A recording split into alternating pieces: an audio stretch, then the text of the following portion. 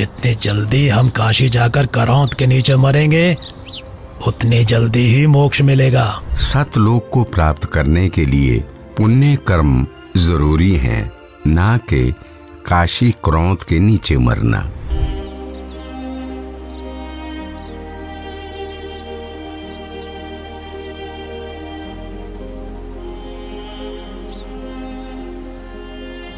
देखो ब्राह्मणों, मैं जा रहा हूं सतलोक, इस पृथ्वी से और तुम्हारे स्वर्ग से शंखों कोस दूर।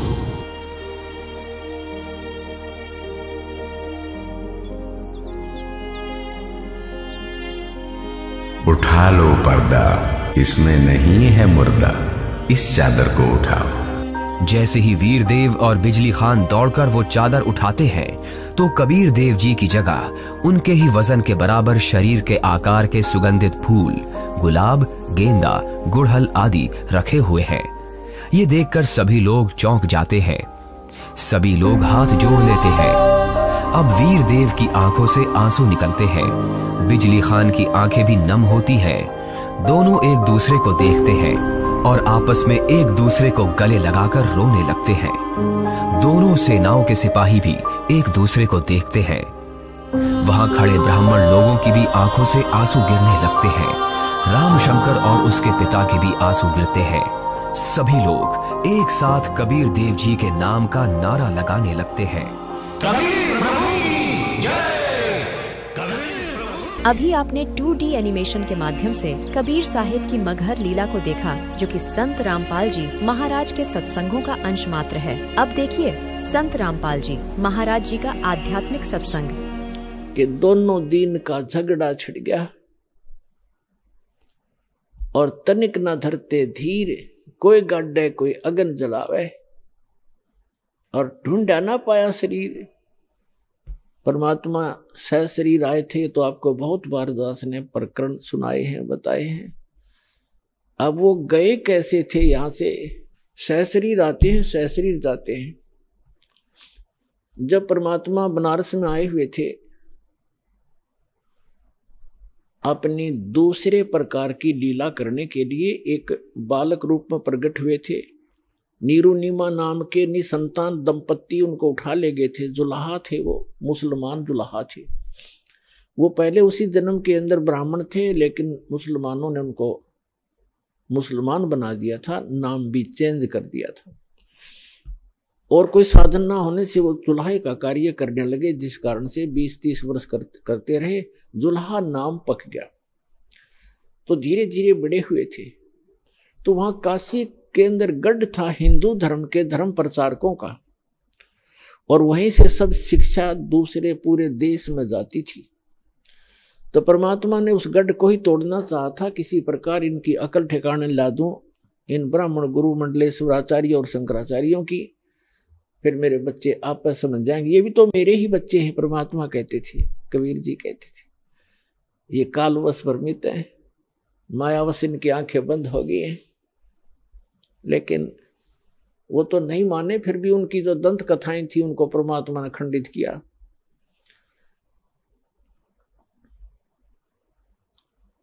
क्या बताते थे? जैसे हिंदू धर्म के धर्म गुरु ये कहा करते थे कि जो बनारस में मरता है, जिसकी मृत्यु काशी में होती है, वो सीधा स्वर्ग जाता है। और जो मगहर के अंदर मरता है, मगहर के अंदर मुसलमान एक नवाब था, बिजली खान पठान। बिजली खां पठान एक नवाब था, उसका राज्य था। तो वहाँ जो मगहर स्थान था उसके बारे में उन्होंने ये बता रखा था ब्राह्मणों ने, हिंदू धर्म के धर्म गुरुओं ने, कि वो पृथ्वी वहाँ का जो अक्षेत्र है भगवान शिव ने श्राप दे रखा है, वहाँ जो मरेगा वो नरक जाएगा। और एक वहाँ नदी बहती थी, आमी नाम है उस नदी का, वो दरिया बहती थी, उसको भी भगवान शिव ने शापित कर दिया था, वह सूख गई थी। इसलिए ब्राह्मण लोग कहा करते थे मगहर में कोई ना मरना, वो पृथ्वी सूची नहीं है, शुद्ध नहीं है। तो जिस कारण से हिंदू धर्म के जो रिच लोग थे, धनी व्यक्ति थे, उनने अपने माता पिताओं को वृद्ध अवस्था जब उनकी हो जाती थी तो बनारस में रखना शुरू कर दिया, किराए पर कोई कमरे धर्मशाला लेकर के। इस कारण से कि हमारे माता पिता की मृत्यु यदि बनारस में हो जाएगी, काशी में हो जाएगी, तो स्वर्ग चले जाएंगे। परमात्मा कबीर जी कहा करते थे, भाई भूमि भरोसे डूब हैं, कल्पत हैं 2 दिन, और पूर्ण ब्रह्म सबके गुरु कबीर भगवान मगर भये लौलीन। और फिर बताते हैं, कबीर साहब कहा करते थे कि मुक्ति खेत मथुरापुरी, वहां कीन्या कृष्ण के लोल, कंस के सी चाणूर से वहां फिरते डाम डोले। अपना आत्मा परमात्मा कहा करते कि आप जी मथुरा को भी एक मुक्त अक्षेत्र मानते हो कि वहां श्री कृष्ण जी ने बाल्यावस्था में बहुत से लीलाएं की थी, वहां उनके चरण टिके थे। और आप ये भी कहते हो कि मथुरा में जाने से कल्याण हो जाता है। उसी मथुरा के अंदर कंस और केसी राक्षस जो घोड़ा बनकर आता, और चाणोर जैसे भी वहीं रहा करते थे मथुरा में, और उनकी कैसी मृत्यु हुई। अगर मथुरा में रहने मात्र से मोक्ष संभव है तो कंस के सी चाणोर से वहां फिरते डामाडोल, वो वहां कुबद कमाया करते थे, उनका बक्कल उतरा, उनकी कैसी दुर्गति से मृत्यु हुई। तो परमात्मा कहा करते थे कि भक्ति करनी चाहिए भाई, भक्ति के बल से, शुभ कर्मों के करने से आप कहीं भी मृत्यु को प्राप्त हो जाओ। जब आपका संस्कार आता है, आप सीधे अपने उस स्थान पर, उस कर्म आधार से ही आप अपने स्वर्ग या जैसे भी आपका स्थान है वहां जाओगे। केवल पृथ्वी के ऊपर कहीं भी मरो, बुरा व्यक्ति तो नरक जाएगा, और शुभ कर्मी प्राणी चाहे मगर मरो और चाहे मरो बनारस या मथुरा में, अच्छे कर्म करने वाला स्वर्ग और बुरे कर्म करने वाला तो भाई नरक में ही जाएगा।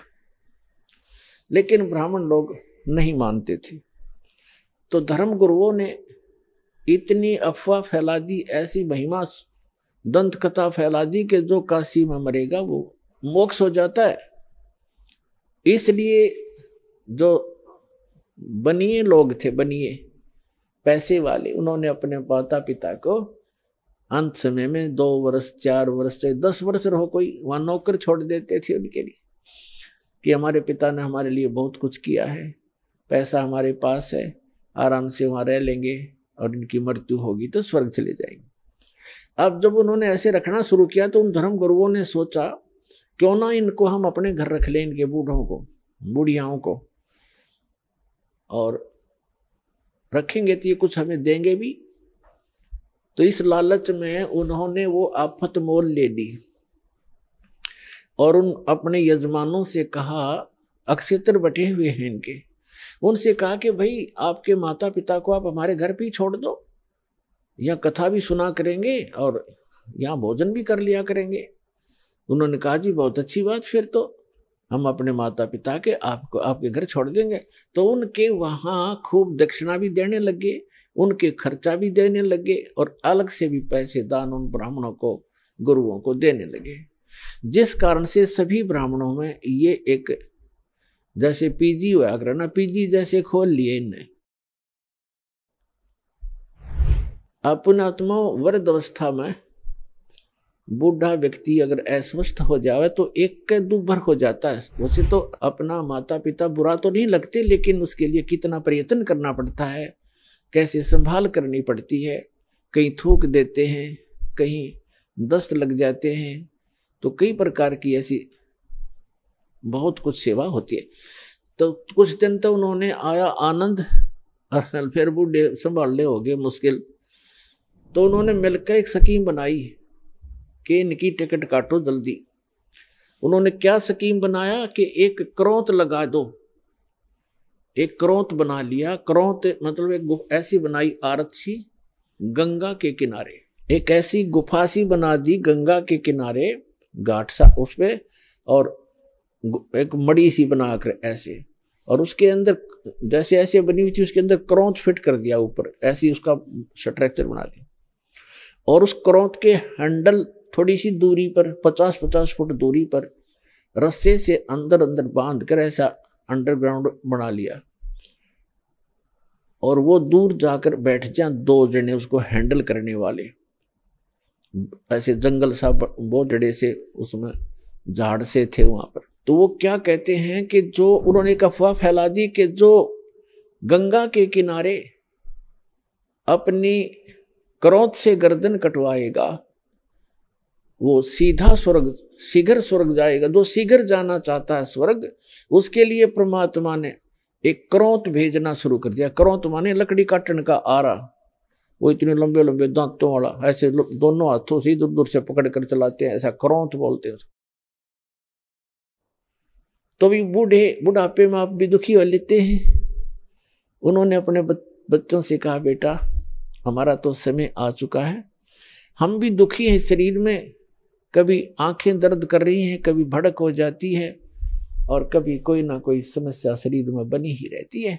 और ऐसे गुरुजी बता रहे हैं कि भगवान की तरफ से करौंत आता है और उससे जो गर्दन कट जाए, उससे गर्दन काटेंगे और सीधा स्वर्ग चले जाएंगे। और उन्होंने बताया कि पीड़ा नहीं होती, बहुत शीघ्रता से काम बन जाता है झटके की तरह। तो सब ने धीरे धीरे उन्होंने अब अपने बुजुर्गों ने अपने बच्चों से प्रार्थना की, बेटा हम तो मृत्यु के निकट हैं और हमें जाने दो। तो बच्चे फिर मना कैसे करें, जो भगवान की तरफ से ऐसा कोई व्यवस्था होगी है तो अच्छी बात है। पिताजी भी चाह रहे हैं, तो उन्होंने कर दिया वो शुरू अथा कसाई वाला। अब वो लागे गर्दन कटवाने वहां पर, अब वो आवाज लगा देते थे, हे परमात्मा करौंत भेजियो, उसकी लिटा के नो नीचे को मुंह करके, हे परमात्मा करौंत भेजियो, और उसके पीछे थे ऐसे स्थान पर सेट करते थे, सीधा उससे निकल कर आता वो, और नीचे उस रस्से होते थे उनको 2 बार ऐसे कर देते, कच्चे दही कर देता, और फिर उसको घुमा देते, वो ऊपर फिट हो जाता, दिखता भी नहीं उनको तो। और कौन देखे था अंदर जाकर के, तो वो निकाल ले गए, वो फिर उठाकर वहीं सभा कर दें। फिर उनकी मृत्यु के उपरांत वो गुरुजी फिर ये करो वो करो, फंड करो, वो न्यारी दक्षिणा, और उसकी विशेष टिकट लगा दी उन्होंने कि 100 रुपये लगते हैं। जब करौंत आता है, हमने पूजा करनी पड़ती है, तब करौंत आता है ऊपर से। अब उस समय के 100 रुपये आज के 10 लाख के बराबर है। तो वो भी स्वीकार किया। परमात्मा कहा करते, भाई काशी करवत लेत हैं, आन कटावें शीस, और बन बन भटका खात हो, यूं मिले नहीं जगदीश। परमात्मा के मिलने की जो तरीका है, साधना, वो हमारे पास है, उस विधि को अपनाओ, आपका कल्याण हो जाएगा। इस भ्रम का निवारण करने के लिए परमेश्वर कबीर जी ने बहुत सी कथाएं सुनाई, बहुत से प्रवचन किए, वाणी सुनाई, पर नहीं, हमारे गले उतरी नहीं। एक मगध राज्य का एक बिजली खान नाम का पठान था, वहां का नवाब था वो। एक समय क्या हुआ कि मगध क्षेत्र में सूखा गिर गया, अकाल गिर गया। उन्होंने, क्योंकि वहां मगध नगर है एक छोटा सा, पहले बस्ती जिला था उत्तर प्रदेश में, गोरखपुर से 25 किलोमीटर उरली साइड में बस्ती की तरफ आती है। अब उसके नाम ही संत कबीर नगर जिला रख दिया गया है। एक छोटा सा नगर है, मगध नगर है छोटा सा, जैसे बरवाले से भी छोटा। तो वहां सूखा गिर गया, उसमें हिंदू भी इतने ही हैं, मुसलमान भी बराबर की, दोनों आधी आधी आबादी है उनकी संख्या। तो सभी हिंदुओं ने अपने गुरुओं, ब्राह्मणों और सभी संतों और ये पत्रा वत्रा देखने वाले, इन सब से, भविष्य वक्ताओं से भी पूछ लिया। सभी ने बताया कि 2 वर्ष तक इस क्षेत्र में वर्षा का कोई संयोग नहीं है, क्योंकि आपके पुण्य नहीं है। तो सभी जंतर मंत्र करके सब थक गए, हाहाकार मच गई। तो किसी व्यक्ति ने बता दिया कि काशी के अंदर एक कबीर नाम के महापुरुष रहते हैं, वो चाहे तो आपका संकट निवारण कर सकते हैं। अब बिजली खां पठान ने 2 दूत भेजे, अपने सैनिक भेजे। कहा? काशी के अंदर। और वीरदेव सिंह बघेल नाम का एक हिंदू राजा था, नरेश, वो काशी का राजा था, नरेश था। और सिकंदर लोधी दिल्ली का बादशाह था। उस दिल्ली के बादशाह के अंतर्गत ये छोटे छोटे राजा और ये सभी नवाब उसी के अंतर्गत आते थे। तो नरेश जो था वो उस काशी का जो राजा था, काशी अक्षेत्र का, तो वो भी परमेश्वर कबीर जी की शरण में आ चुका था। जब वो दोनों सैनिक संदेश वाहक बिजली खां पठान का एक पत्र लेकर के वीर देव सिंह बघेल के पास गए, उसमें लिखा था कि हमारे यहाँ बहुत बुरा अकाल गिर गया है, त्राही त्राही मच गई है, और मैंने सुना है कोई कबीर नाम के कोई संत हैं, कृपा उनको हमारे यहाँ भेजें, और हमारे यहाँ वर्षा नहीं हो रही। वीर देव सिंह बघेल ने पत्र लिखा और उसमें कहा कि बिजली खां, इतने बड़े संकट से जूझ रहे हो और संत को बाई ऑर्डर बुला रहे हो, अगर वो आ भी जाएंगे तो कोई लाभ नहीं होगा, आप आओ। अगर वो रजा नहीं बख्शेंगे बाई ऑर्डर बुलाए हुए, आप स्वयं आओ। राजा प्रजा का पिता होता है, उसके दुख से खुद भी दुखी होना चाहिए। आप आइए और स्वयं प्रार्थना कीजिए, अगर वो खुश होकर जाएंगे तो तुम्हारा काम बनेगा। बाकी संत परम है, ये भगवान आए हैं, ये अल्लाह उतरे हैं। और उनको मौखिक भी समझा दिया दोनों सैनिकों को कि जाके आपके राजा को ऐसे, नवाब को ऐसे बोल दो।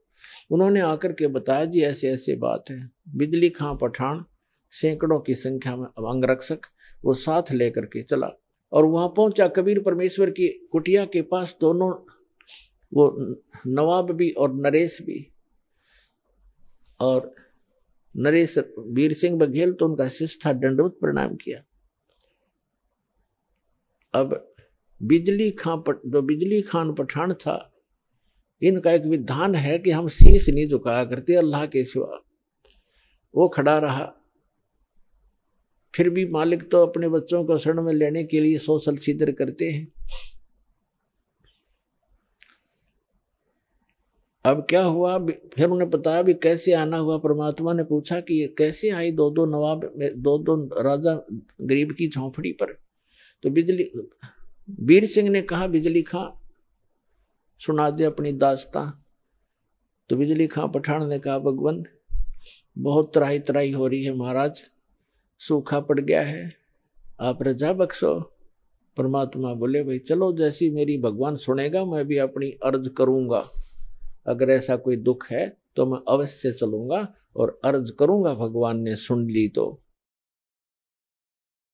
अब परमात्मा को घोड़े पर बैठा करके लाया गया। आगे क्या देखा कि गोरखपुर जो है, यहाँ एक टीला है गोरखनाथ जी का, और इन संतों में एक खासियत होती है कि वो इस बात से, अब जैसे शरीर छोड़ गया संत, अब इनकी मुक्ति तो होती नहीं, ये यही धक्के खाते रहते हैं। कोई पितर बन गया, कोई भूत प्रेत रूप में, और जो पितर टाइप हो जाते हैं वो शरीर अपना अन्य जो अच्छी कुछ थोड़ी बहुत भक्ति पूर्व जन्म की या वेदों तक की साधना कर लेते हैं, वो कभी भी शरीर में प्रकट हो जाते हैं, दिखाई भी दे जाते हैं और फिर अंतर्ध्यान हो जाते हैं। तो गोरखनाथ ने सोचा अकाल तो ये गिरना ही गिरना है। यदि कोई संत आया और यहाँ आकर के उसने कोई जंतर मंत्र करके कोई थोड़ा बहुत छड़का करवा दिया तो तेरी महिमा कम हो जाएगी। अब गोरखनाथ, एक तालाब, एक सूखी तलैया थी, छोटी सी जोड़ी खेतों में होती है, थोड़ा सा पानी आ जाए, वर्षा हो जाए तो उसमें 5-4 महीने का जल उसमें भर जाता है, थोड़ा ही होता है वो क्षेत्र। छोटी तलैया उस सूखी पड़ी थी, उसके किनारे वृक्ष के नीचे अपना वो त्रिशूल गाड़ के बैठा, ऐसे आसन पदम लगा के। परमात्मा ने गोरखनाथ को देखा, अरे साधु महात्मा आए हैं, बिजली खां रोको, घोड़े को रोको। रोका। कबीर साहब नीचे उतरे, प्रणाम किया, प्रणाम नाथ जी। नाथ जी बोले प्रणाम। तो कबीर परमात्मा ने कहा कि बिजली खां, अरे आपके नगर में देखो कितने महापुरुष बैठे हैं, ये जो चाहे सो कर सकते हैं, अर्ज करो इनसे। बिजली खां पठान ने कहा, महाराज जी ऐसे ऐसे बहुत बुरा हाल हो गया, तराई तराई मच गई है, और कुछ दया करो, जल की व्यवस्था करो, वर्षा करवाओ। गोरखनाथ जी उठे, त्रिशूल उठाया, उस जोड़ी सूखी तालाब के बीच में जाकर त्रिशूल मारकर ऐसे निकाल दिया। उसमें से एक फुहारा निकला पानी का, और देखते ही देखते वह तलैया पानी की भर गई, वह जोड़ी।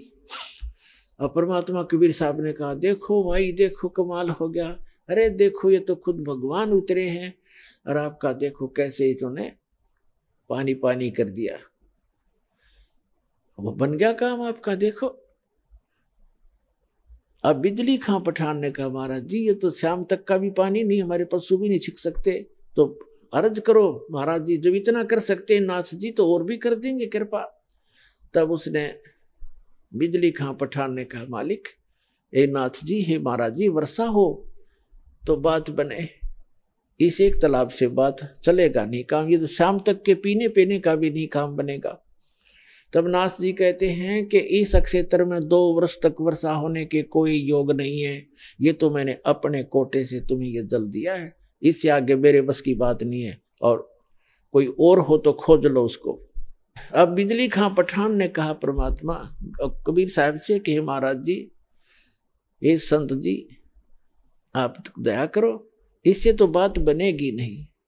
तो जहां गोरखनाथ बैठे थे उससे 100-200 फुट पर, उधर जंगल वन बहुत होते थे, उसमें वृक्ष बहुत होते, 100-200 फुट की दूरी पर एक वृक्ष के नीचे परमात्मा बोले, भाई मैं यहाँ बैठता हूँ और परमात्मा में धुन लगाता हूँ और अर्ज करता हूँ भगवान से, और आप अपने घर जाओ, मेरी अर्ज सुनेंगे तो वर्षा हो ही जाएगी।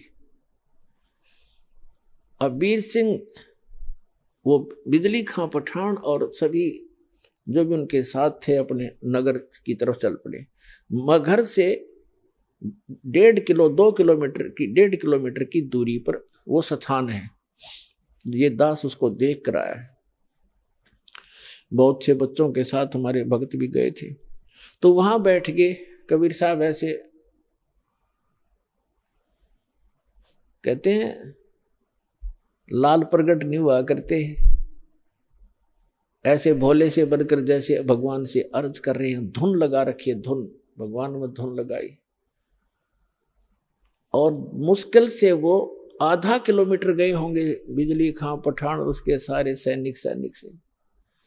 इतनी जबरदस्त घटा उमड़ कर आई और मूसलधार वर्षा होने लगी।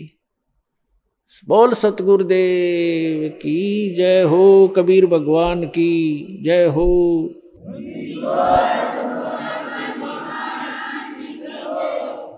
कर दिया सब एक कम एक, सारे तालाब भर दिए, ठाठम ठाठ कर दिए।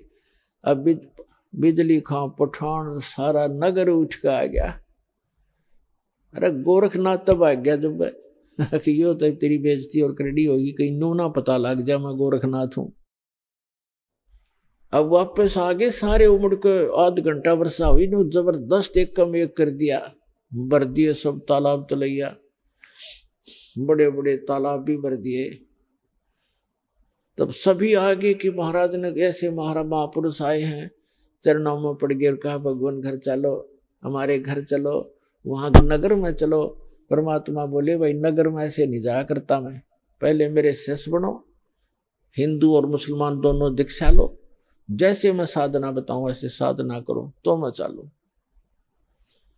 अब जीवन दान मिला सैकड़ों व्यक्तियों को, छोटे नगर होया, गांव होया करते थे पहले।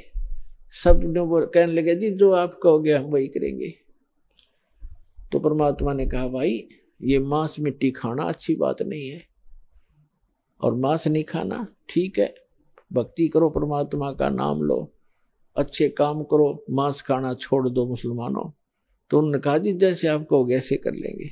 तो उन्होंने ईद बकरीद मनाना कतई बंद कर दिया, मांस नहीं खाया। बाकी ईद बकरीद वाले दिन खीर ख्यार बना के खान लग गए अपने। कहने का भाव ये है कि परमात्मा ने केवल अपनी समर्थता दिखानी थी। जब नगर में गए, एक व्यक्ति था जुलाहा, उसके संतान नहीं थी, और उसने अर्ज करी भगवान से, हे परमात्मा एक संतान हो जा दास के, और मेरा भी वंश चले। परमात्मा ने कहा बेटा भक्ति कर ले।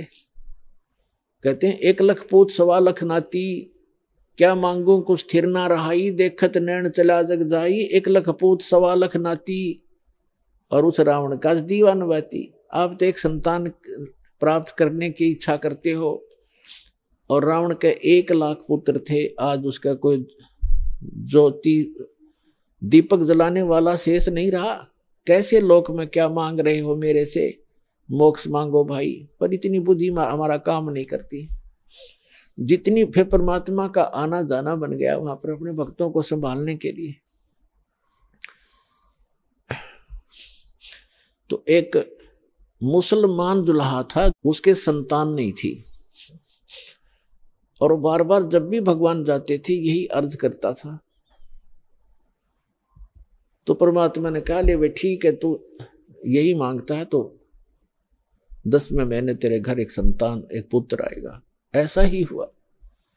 ये दास वहां गया था बहुत से भक्तों को साथ लेकर के। तब वहां जो मगर के अंदर, अब बताऊंगा आगे चल के, उसी के लिए कथा बनाई जा रही है। तो वहां एक व्यक्ति मिला था जो परमात्मा की वहां यादगार के ऊपर वो बैठा था। वो कह रहा था हमारा जो एक हमारी जो पीढ़ी चल रही है वो कबीर परमात्मा के आशीर्वाद से चली है।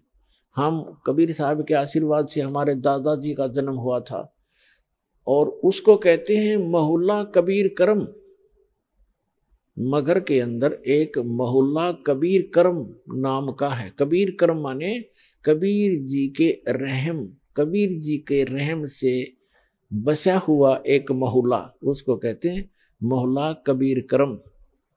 तो कह रहा था हमारा मोहल्ला कबीर करम नाम से जाना जाता है, और हम उन्हीं के आशीर्वाद से हमारा आदि वंश चला हुआ है। तो पुण्यात्माओं, इस एक कथा से आपको कितना पता चला कि मासा घटे ना तेल बधे, वेद ना लिखे जो लेख, और सच्चा सतगुरु मेट कर ऊपर मार दे वेख। अब 60-65 वर्ष का वो जुलाहा हो चुका था, 70 वर्ष 65 से भी ऊपर उम्र हो गई थी।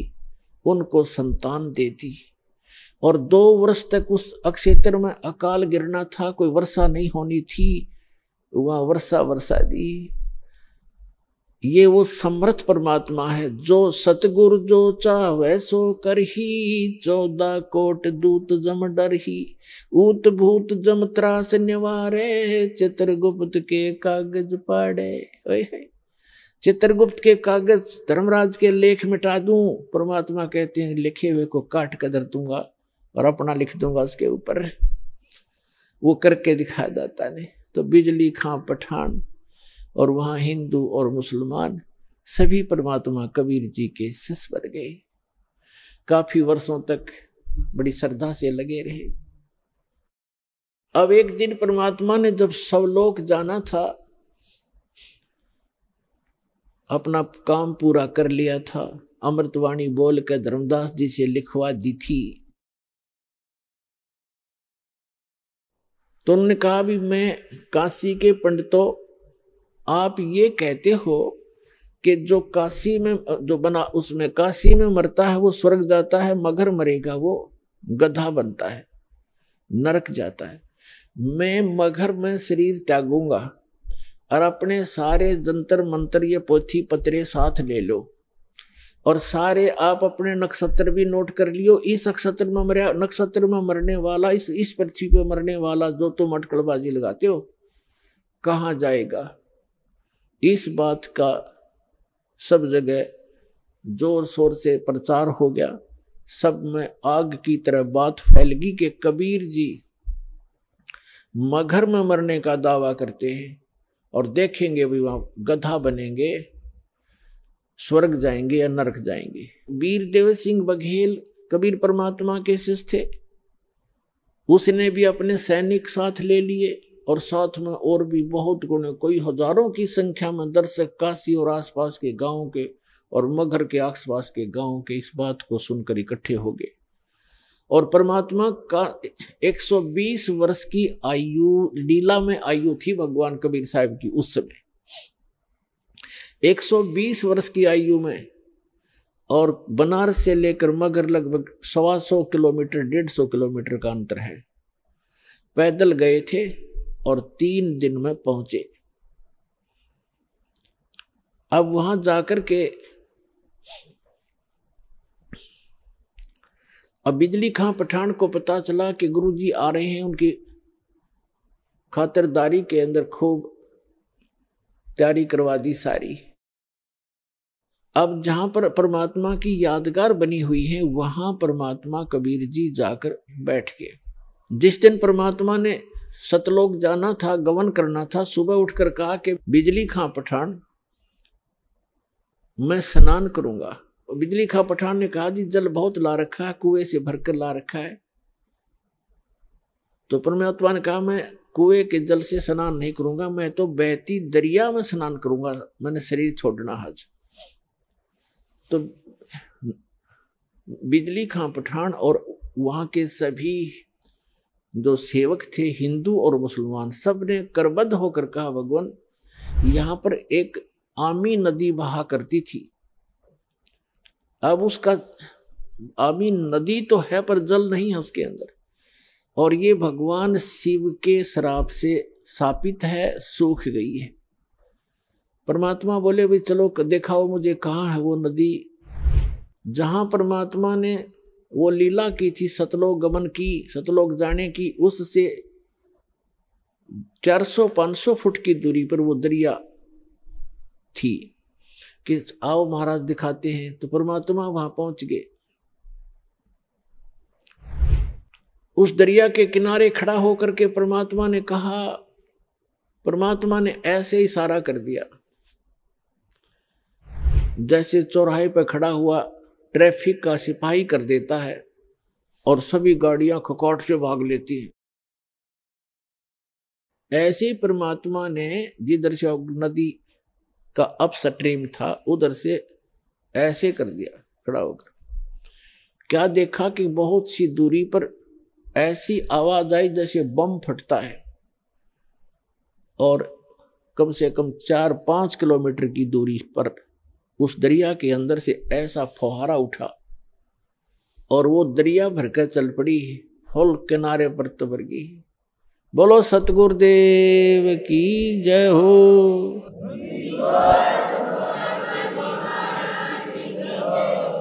और देखते ही देखते हुआ किनारे को चाटने लगी, फुल होगी कतई।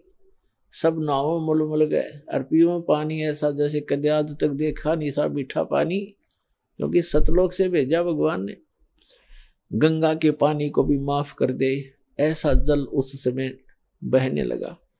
सबने स्नान किया, क्योंकि वहां तो कई हजारों की संख्या में दर्शक गए हुए थे, सब मलमल करना आए। फिर परमात्मा ने कहा कि भाई मैं एक चादर नीचे बिछाओ, एक चादर ऊपर ओढ़ूंगा और मैं यहां शरीर छोड़ूंगा। फिर परमात्मा ने देखा एक तरफ हिंदू खड़े हैं, एक तरफ मुसलमान खड़े हैं। एक तरफ वीर देव सिंह बघेल खड़ा है, काशी का नरेश हिंदू राजा, एक तरफ बिजली खां पठान खड़ा है, मुसलमान नवाब, और उसके सैनिक साथ हैं, उसके भी सैनिक उनकी साइड में खड़े, और अन्य जनता भी बहुत खड़ी है, मुसलमान इधर, हिंदू साइड में। वो अंतर्यामी थे, फिर भी उनसे पूछना चाह रहे थे कि बिजली खां पठान आपने ये शस्त्र किस लिए ले रखे हैं? वीरदेव सिंह बघेल, आपकी सेना और ये तुम दोनों सेनाओं ने शस्त्र किस लिए लेकर आए हुए? मुझे क्या खतरा था? तो वीर सिंह बघेल, बिजली खां पठान, वो तो बोल नहीं सके। अन्य जो जनता थी हिंदू और मुसलमानों में से कहने लगे, गुरुदेव, हिंदू वाले कहने लगे, आप हमारे गुरु हैं, हम आपका अंतिम संस्कार अपने हिंदू रीति से करेंगे, इन मुसलमानों के हाथ नहीं लगने देंगे। मुसलमान कहने लगे, आप हमारे पीर हो और हम आपका अंतिम संस्कार अपने अनुसार से करेंगे, अपनी रीति से करेंगे, इन काफिर हिंदुओं के हाथ नहीं लगने देंगे। परमात्मा बोले, रे भले आदमियों, 50 वर्ष तक मैंने तुम्हें क्या शिक्षा दी? हिंदू और मुसलमान तुम आज भी दो बने बैठे हो, तुम्हारी बुद्धि पर पत्थर गिर गए हैं। और पुण्यात्माओं, दास जो शब्द बतावेगा, जो भी ज्ञान कहेगा, 100% समझ लेना, बिल्कुल 100% सच समझ लेना। उस समय एक विशेष रूमर थी कि एक ऐसा भयंकर समय आने वाला है कि आपस में ग्रह युद्ध होगा, जनता एक दूसरे को काटेगी, कारण का पता नहीं। ऐसा वो भविष्य वक्ता बताया करते थे।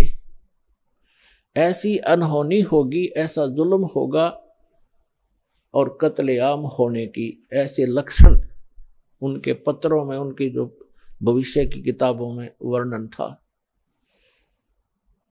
और काल तो ये चाहता ही है कि नाश हो जाए, इनका बुरा हाल हो, और मरते समय ऐसे संत के ऐसे हो जाए तो लोग इन्हों कहेंगे ऐसा कलमुआ था, कोड नाश करा गया, क्या एक संत था वो।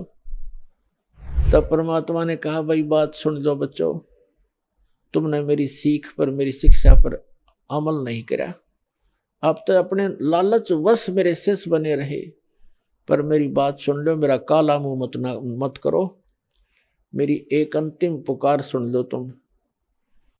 मेरा शरीर इस, वैसे तो चदरों के बीच में शरीर नहीं मिलेगा, कोई अन्य वस्तु मिलेगी, उसको आधी आधी बांट लेना, एक चदर हिंदू ले लेना, एक मुसलमान ले लेना, और शरीर मेरा मिले तो आधा आधा काट लेना, ये मेरा आदेश समझ लेना।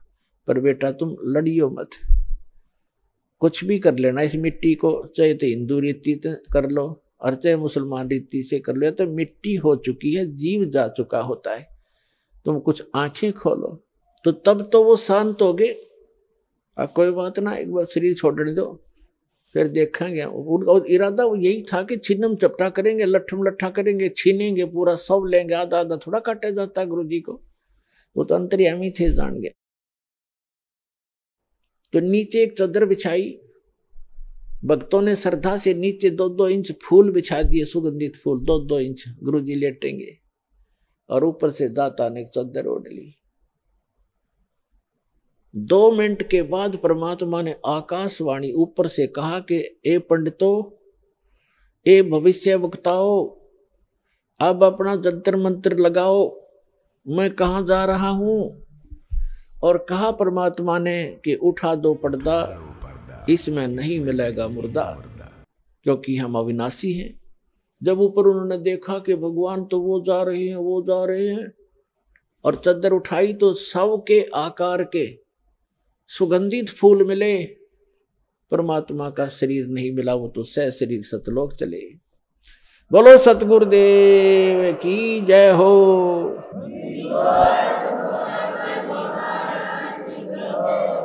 उस समय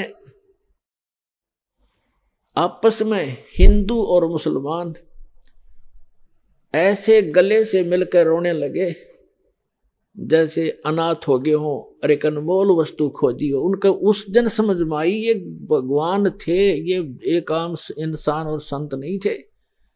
दोनों रो रहे हैं कि हम कितने दुष्ट हैं, एक दूसरे से गले लग कर रो रहे हैं। वीर सिंह बघेल और बिजली खां पठान रो रहे हैं कि हमने अनमोल रतन खो दिया और अंत समय में हमने उनकी आत्मा को दुख दिया, हम कितने नीच हैं। पुणात्माओं, यदि परमात्मा ये रजा ना बख्शते, वहां कत्लेआम हो जाता, गृह युद्ध हो जाता हिंदू और मुसलमानों का। तो ये समर्थ परमात्मा है। समर्थ का शरणाग हो रंग होरी हो, भाई कदे न हो ऐ काज रोम रंग होरी हो।